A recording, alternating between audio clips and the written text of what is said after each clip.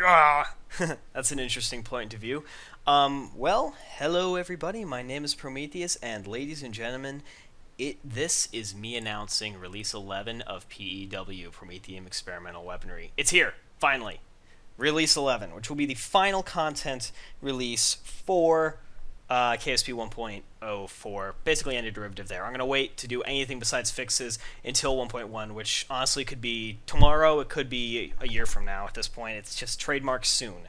So, basically, without further ado, let's get started. One thing I do want to point out is this will now also require and actually redistribute a mod known as CAL, which is just CAL. This is the Community Ammunition Library, which is a mod I created to better facilitate compatibility and remove issues between using multiple BDA add-ons. In this case, P.E.W, North Carbon Dynamics, aka Harpooner's awesome freaking nukes and stuff, and Akia and his team's Naval Gun mod are all using this mod now, and Naval Gun mod already redistributes and requires this, and Harpooner will once he gets 0.5 out.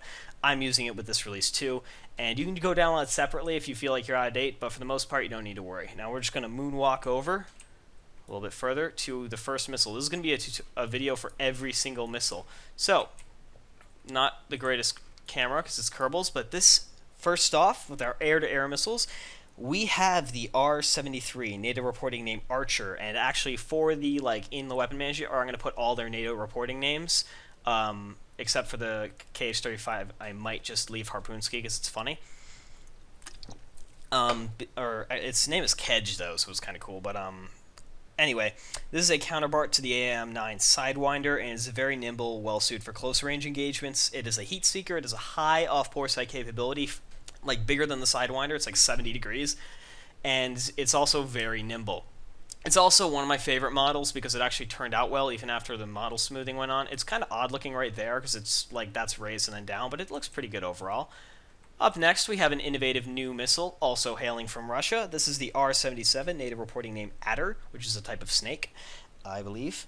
Actually, I know. And is a direct counterpart to the AM-120 AMRAAM. It is lethal at medium ranges, and while I wanted its grid fins to deploy, when I made them, I was really just learning complicated modeling still. And it really was such a pain in the ass that I didn't even have the mental capability of going and animating them. So maybe in the future, if I redo it again, you can see a graphics error there too. Some of these textures really need work because I messed up the AO, but that requires me fixing a lot, so not going to fix that right now. Similar size, a little bit bigger, but of a different guidance, we have the R-27, slightly older missile. This is the NATO reporting name Alamo, which is not a snake. And this is a infrared missile that has a similar range to the R-77, so it's kind of a hybrid of these two. And it's unique in that way. There's no other missile that's that long range, at least in any of the add-ons I've seen, that are also heat-seeking, so it forms a unique gameplay element.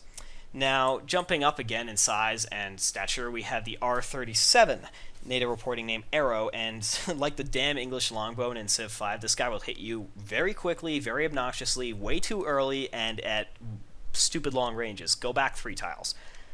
Go away. Basically, it's a fast, but it's not the most nimble missile because it's pretty large, and it's known as an AWACS killer, which is airborne warning and control, and it basically goes in and kills them as fast as possible. It's designed to take out larger craft, but it will still work, and it's radar guided. It will work against medium craft. I might want to update the texture on this guy still. He's using a diffuse map rather than specular, which specular on like this looks all shiny and cool. But this is, if you don't recognize it, I'd be a little disappointed. This is actually the first weapon I made, but it's been remade. This is the AAM-54 Phoenix, which is similar to the R-37 in that it is a very long-range weapon designed for killing larger aircraft, but it's very quick. It's like Mach 2 point sign. Surprisingly small in comparison. We have the only guided nuclear weapon ever made besides like a air-to-ground missile. And this one turned out pretty good too. This is the AIM-26 Falcon, and Harper was kind enough to give me some cool freaking blast effects. I don't know what mod I have that's letting me climb this right now. But this guy actually has a really cool explosion, and he'll kill everything in like 750 meters. He's radar guided. Now we're on to air-to-ground missiles, and I still haven't remade the Ataka. I just don't want to. This is the A-120. It's basically NATO reporting name Spiral 2. It is smaller, more lightweight than the Hellfire. It's laser beam riding, and it's meant to target enemy armor. Pretty nimble, pretty quick. I just didn't have the patience to remake it. This guy's newer. He was in the R-10. This is the... Looking at my script. I have to script everything because I'm stupid. AGM-109 Penguin. It's not quite as cute as its namesake, considering this guy will basically just destroy you epically. These fins technically should fold, but I didn't make them folding because I didn't think about it when it happened. I didn't really know how to do animations properly, and I'm like, I could go back and redo that, or I could not, and I chose not. So it is a laser-guided anti-ship missile, but feel free to use any of these next few, which are anti-ship missiles against ground vehicles. Oh boy, here's a Harpoon ski. This is the KH-35 NATO reporting name Kayak, which is not nearly as threatening as Harpoon ski sounds, because it just sounds like an angry Russian man screaming something about a harpoon, which can be threatening, in my opinion. And it is a cruise missile, and it has a rocket booster, so it can actually be used from air or ground, this version, and it's an anti-ship missile that uses GPS targeting, so it's not really great against ships in KSP, but I can't use IR, and I can't use radar against ships. Maybe I could use IR now that I think about it if they're using maritime, but their engines have to be on, and I'm not sure what the heat output of those is, so I don't think so. Oh boy, this one's so big it had to have me change my mount. This is the P800, or I guess it's R800, I was told, but on Wikipedia it was P. Whatever. All the others said R, this says P, so I'm going to go with the difference. Onyx, and it is... the NATO reporting name is Strobile, which is a little silly sounding in my opinion, and basically if you hear this thing coming, run, except for the fact it's supersonic, so it hits you before you hear it coming. So it's got a big old rocket booster, it can be launched from air or ground, and I'm afraid of it. It's intimidating. Down here, we have I fixed it. I fixed the mirroring. The KH-38 does not weirdly mirror and fly sideways anymore. I fixed it. I could not actually find a NATO reporting name for this guy because he was only revealed in 2007 and possibly not even in service yet, so you get it tested before the Russian military. And anyway, I wanted to use IR guidance with this, but that didn't really work because you would need to have an engine running on a tank, and no one really uses rocket tanks that much or that well, so it didn't work out. So I believe I put it onto laser guidance because there is a version that's laser guided. There's a version that's GPS guide, but everything's freaking GPS guide. So another laser guided weapon. It's somewhere between the Maverick and this next one, which is the KH-29. Which is a good transition there, right? So NATO report named Kedge, which I think is just kind of silly, but kind of scary sounding. Another cool looking model in my opinion, and it is substantially more powerful than the Maverick, and it is laser riding, and it's pretty devastating when it does hit, and it hits pretty often. This guy was actually, this is the, it's very dark looking right now. The lighting didn't ever look good on this missile, but this is the KH-31P, which is a variant of this, and NATO reporting name Krypton. With a name like that, it has to be super. Boom! Hashtag corny jokes. This sleek anti-radiation missile is for detaching booster rockets, and has a much longer range than the Harm because of this, and it's actually very accurate. Like, this is probably one of the best air-to-ground missiles in terms of its actual performance. It's one of my favorite models because its boosters detach perfectly, and it's got lights working, and it's so pretty. This is alongside the R-37 and the RAM-162, which we will get to. And yeah, the boosters, this is the first missile I learned to do boosters on, and these four sides actually detach, and then the middle fires. It's really cool. This guy was a pain in the butt just for this air intake. Like, you can't even see it very, it's just black, but then there's this thing in the middle. That was such a pain to model. You have no idea. I don't even want to go over how... That took me, like, a good 6 hours to model that. This is not in one sitting, multiple sittings. Anyway, these wings deployed. This is the AGM-84 SLAM-ER, which is a long acronym saying for Air-to-Ground Missile, 84 Standoff Land Attack Missile Extended Range. Basically, it's a winged missile that actually flies like a cruise missile, because wings help it fly like a cruise missile. It's got a pretty big warhead, it is GPS guided, and it is designed for land targets, but you could use it against ships. And I'm actually going to take more drink, because talking makes my throat dry out very quickly, and I want to do this in one take because I got to go to class before long. It's 12:16 in the afternoon, I got class at 1:30. And I got to edit and finish the other parts of this video because it's going to be a long one, go boys. This is the M31. Ground-to-ground missiles. Here we go. This is the. By the way, my whole dorm asked me what the fuck was going on last time I recorded a video in here. But I'm just speaking even louder this time for the hell of it. This is the M31. It's a GPS-guided missile using the M270 MLRS system, which is kind of saying multiple launch rocket system, whatever. Is a unitary payload, basically has one warhead. I wanted to make the M30, which has a cluster warhead, but I couldn't figure out how cluster bombs work. I really didn't know, so instead I made this version. And it's wonky with FAR, and I can't make it work very well with FAR, but it works pretty well. Whoa, that's a lot bigger.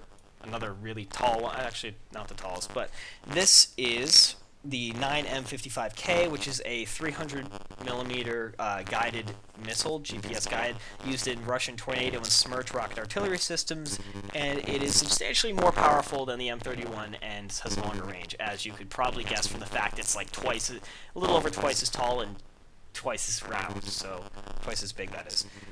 Okay, another very long-range missile, much longer range, and the single biggest pain in my ass ever. Fuck you, BGM M1009D Tomahawk. This motherfucker, seriously. This guy was the single biggest pain in the butt, not kidding, and it works really well. It often flies upside down, but it's got a rocket. It's got 7 animated parts and a booster. Just let that sink in. Pain. This guy actually has more. This is the guy I made in the stream video or not stream, but the video that one time. And yeah, this is the RGM-84 Harpoon, NATO anti-ship missile. It's fine against ground targets here, though.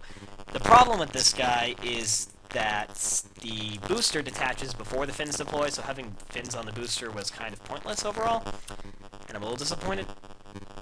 Ultimately, it looks kind of cool, but it's a little weird. Anyway, it's GPS guided cruise missile, much like actually every other cruise missile. Now, there's a rumor that Baja might be adding like terminal guidance, so it would GPS guide to like within a kilometer, and then be like, oh, let's do either continue GPS or heat seeking, and actually find vehicles, make that work. Finally, last section for missiles. And there's more sections after this, by the way. Surface to air.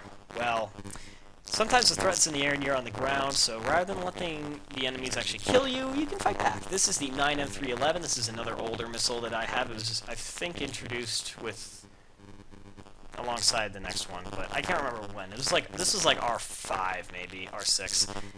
That's the last time I made a video. And it's used in the Tunguska tracked air defense system and the Kashtan CIWS. This missile is a shorter range radar-guided missile, rather high probability, and actually, this thing in real world can target things that are like 3 meters above the ground. You can practically, I mean, yeah, there are people who are about, no, there's no, I don't think anyone's that tall. That's like over 10 feet. Yeah, that's really freaking tall. You can hit someone standing on a box. You can just use them as a target, which would be pretty devastating. Sounds like something Kim Jong-un would do to execute another relative. This is the RAM-116, unique from pretty much any other missile in the world because he actually spins like a bullet when he fires to stabilize it. I was confused when I did the last video on it. It's just spinning like a bullet to stabilize. This is another CIWS-based missile. It's used in the Nato C-RAM system, which basically merges a phalanx and a pack of 48 or 24 of these missiles. I think it's 24. And it is a heat seeker. It was originally based on the Sidewinder, which is why it has some similarities. And these fins actually don't fold in the real missile. I would have made them fold. I would have put their center mass here and have them go zoop and come from the back, but nope, only the back ones fold. Don't know why. Anyway, moving on to my favorite missile in terms of it just turned out really well, I guess. And a little bit of lag there. This is the RAM-162 ESSM. ESSM standing for Enhanced Sea Sparrow Missile. My throat is... My voice is getting all lispy because I'm thirsty again. It's already there. This is okay, so basically these 3 missiles kind of act as like close range, medium range, I'll get to you in a second, but long range. By the way, I fixed this guy going to orbit. It was funny, I'd be like, oh, it's on an intercept course with Minmus. How did you do that? And this is it's very nimble. It actually has the same seeker as the AMRAAM, which gives it very good, because the AMRAAM is freaking awesome compared to other missile systems in the real world. And building up, another really big one, we have the RAM-174, And this also uses the same seeker, and it uses the same body as the RIM-627, not you, and a big-ass rocket booster, so it has a much longer range. It's like longer than almost any other missile. Maybe there's one that's longer range. I'm trying to hide it. And it's pretty effective. Then we have the 9M96E2, which is used in S-300 and S-400 surface-to-air missile systems. It's a medium-range missile. IRL has a range of about 70 kilometers. And it is like the highest kill probability of any surface-to-air missile system in the world. It's like 80 to 90% against fourth-generation aircraft that are maneuvering. So if you are a F-16, F-15, Mirage, F-18, Eurofighter Typhoon, basically almost anything that's not stealth, like a Raptor or an F-35A. I think only A is really truly stealth. I think C is a little bit, but it's the whole VTOL thing fucks it up. It's a horrible investment overall. Let's diss the F-35 all we want. Basically, it's going to kill you. It's very, very accurate. It actually, in the real world, has an RCS system in the front, which is really cool, but I couldn't make that work because if I tried to do that in atmosphere, it would suddenly go, oh, the RCS is really freaking powerful. I'll just flip over and fly backwards. And when I hit the ground. Dun dun dun! I remodeled the Nike, now it looks cool. I originally made the model in like an hour and a half during a stream that Devil Dog Gamer was doing. So I've remodeled it. It's now actually properly scaled. The texture is a little iffy. A lot of these textures are just pain in my ass. Like where these merge is just dark. It requires me like hand painting to fix, and I'm just not into that. This is also really black. I don't want it to be really black, but suffice to say, the booster detaches. It has a nuclear blast effect provided by Harpoon. It's really cool. I'm making sure my audio is recording because that would be disappointing if it wasn't. And I can check what time it is, or I can look down at my lap. And the thing weighs like 3 tons, by the way, and has no attachment nodes because it's weird, and I might fix that, but I might not. So basically, you're going to have to create some random crazy mount system for it. I recommend Infernal Robotics, always. Sorry, my headset is really uncomfortable right now.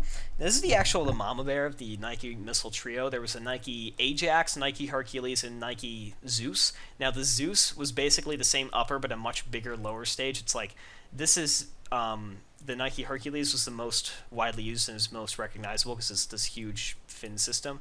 But basically, a Nike Ajax was just one of these lower 4 boosters, and then a head on that. And these were designed to intercept ballistic missiles or aircraft. And so that's almost the last missile we have. We have actually, in this update, I believe we only have one truly new missile, I want to say. It's actually the smallest one I've made. This is a Stinger. Now, yep, AIM/FIM 90A2 Stinger. Little guy, he is a heat seeker. He looks like an eye on the front because the texture got weird with blue, and it literally looks like an iris, and I find that awesome, and I'm totally leaving that. And he's got little deploying fins in the front and back, and I'm working with BDA FPS. Ooh, it moves a lot too. Like BDA FPS to try and get this in like a launcher that you can use on the ground, and I might produce like the what is it called? Is it the Avenger air defense platform, which has just like 8 of these and then a pair of 50 cals. Basically, U.S. Army air defense just relies on air superiority. But this is really fun. This one took I timed it, and this one took me 48 minutes to make, texture and import into game, get it working. So I'm definitely improving my time. And this is animated. It's got 8 animated fins. So I'm getting pretty good at this. It's actually, a lot of people think of the Stinger as being only launched from the ground. In reality, a lot of the time it's launched from helicopters, drones, larger aircraft as a air defense missile because it's very good. It was designed in like the 70s, and it's still one of the best lightweight air, surface-to-air and air-to-air missiles there is. So I'm going to catch you guys over at the bomb section in a short while, and then we will move on from there. So, yeah. Wouldn't you know it, KSP crashed, and you need sleep when you go to get a soda, and the first thing you do is walk over and open your underwear drawer and just wonder what you're doing with your life. Well, guys, it's on to bombs. Well, I only have 3 bombs. Wait a minute, I only had 2 before. There's a new one. First up, I didn't even remodel the Daisy Cutter. You know what this guy is. Design to clear landing zones. Harpoon made me cool blast effects. It's low blast pressure because it's designed to knock down trees and not dig a crater because you want to land helicopters there. It was also good at collapsing tunnels in Vietnam, but the U.S. government doesn't like to talk about that particular situation because that was seen very negatively. And yeah, hey, guess what? I remodeled the GBU-57A, and now the grid now its weird ass lower fins are grid fins, which were much easier to make when you do it patiently with better modeling experience, and they do fold out. It is a high blast pressure, medium blast radius. Here's the last bomb. Hi, little guy. Yeah, I was kind of having a weird day, and there's an odd message on the back of this, but this guy is a, opening my script, GBU-53A, very similar GBU-57 in name. And this is a very small, accurate GPS guide bomb. It is the second generation of the small diameter bomb. It's not the one that starts with GBU-37A, I think. And it's a bit bigger. It's even more precise. These two wings go out. It's a glide bomb. Does not have thrust. You see there's no nozzle. And these four fins deploy. And these fins were weird to get to work.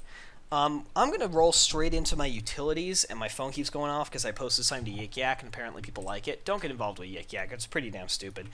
ADM-160 mauled. It's an air-launched decoy. It flies like a very slow, like 45 meters per second cruise missile, and it basically just loiters down to the target and is just a distraction for CIOs. I tried to integrate jamming, but I wasn't sure how to make it work.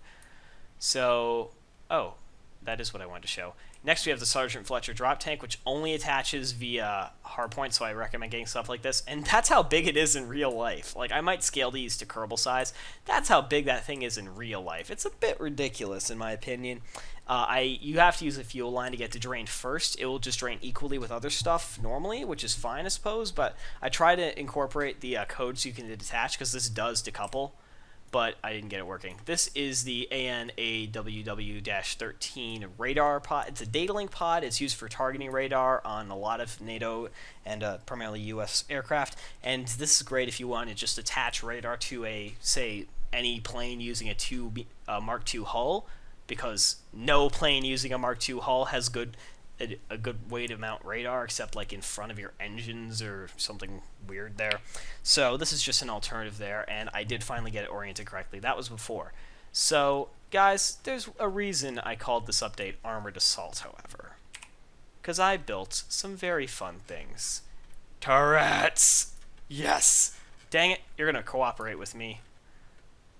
Anyway, first up, I don't have a weapon manager, but I might be able to toggle these if it lets me attach. Never mind. I want to write. Okay, don't make it not work. Never mind. This is the T-90 MS turret, and it is the newest generation of the Russian workforce T-90 main battle tank, which is why it's not round. It's like a kind of pentagon shaped, and it does work properly. Apparently, it doesn't want to right click. I might have to check that collider before I release, but it works. It's a weird, kind of weird looking. By the way, all the textures used, except maybe the Bradley, are kind of shit. But, you know, that's just how it wound up being, and I don't have too much alternative. Actually, no, the texture for the Mark 19 is great, in my opinion. The Mark 19 is great for crowd suppression, and it is actually just a great arc of fire. Now, I went totally real for the ammo type, which is 40 by 53 grenades. By the way, check out this animation on the belt. I'm proud of that one. That one took a lot of effort. And basically, it's great for light armor and crowd suppression, and the ammo count is only 48, so make sure you bring extra. Okay, I'm not exactly pleased with the Bmp-2, but it does work, and this is invisible. I don't know why. There's actually a visible thing here, too. I don't know how they became invisible. Don't ask me. I have to fix these things. This is the Bmp-2 turret. Sports a 30 by 165. It's a different 30 caliber than you have in BD Armory normally. Make sure you're careful. Autocan runs at 550 RPM. These are high explosive rounds. They lack the armor penetration of NATO discarding Sabot and heat rounds, but it's pretty darn effective. The Bradley, which is my favorite model of all time, this is its real rate of fire. It's only 200 RPM, but these are high explosive anti-tank rounds, and it's a 25mm chain gun. Now, the reason it actually has such a low rate of fire, and one of the reasons it was so damn effective in Desert Storm, in fact, Bradley's took out more Iraqi tanks than Challengers or Abrams, because of it has a Tau missile box, which does not work. I'm sorry, it won't work in any situation with the current setup, so don't ask. The reason it was so effective was that, because anti-tank missiles versus tanks, obviously a victory, and the 25mm Bushmaster M242 chain gun. Unlike most style cannons like you'd find in this is not a gas or recoil operated. This one's recoil operated. So it actually uses a 1 horsepower motor, which is a very weak motor in most settings, but works for this. That cycles it, which is why it only has a rate of fire of about 200 RPM, but it maximizes the velocity, so the rounds are actually about as good as it comes.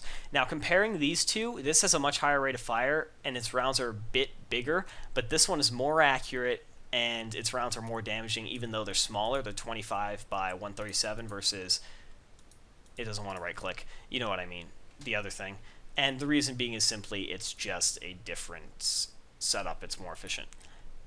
The 2K-22 Tunguska air defense system combines the deadly 9M311 missile and two 30 by 165 millimeter auto cannons. Due to limitations to how turrets work, obviously the missiles can't be attached, but this is a good CIWS if you're defending convoys.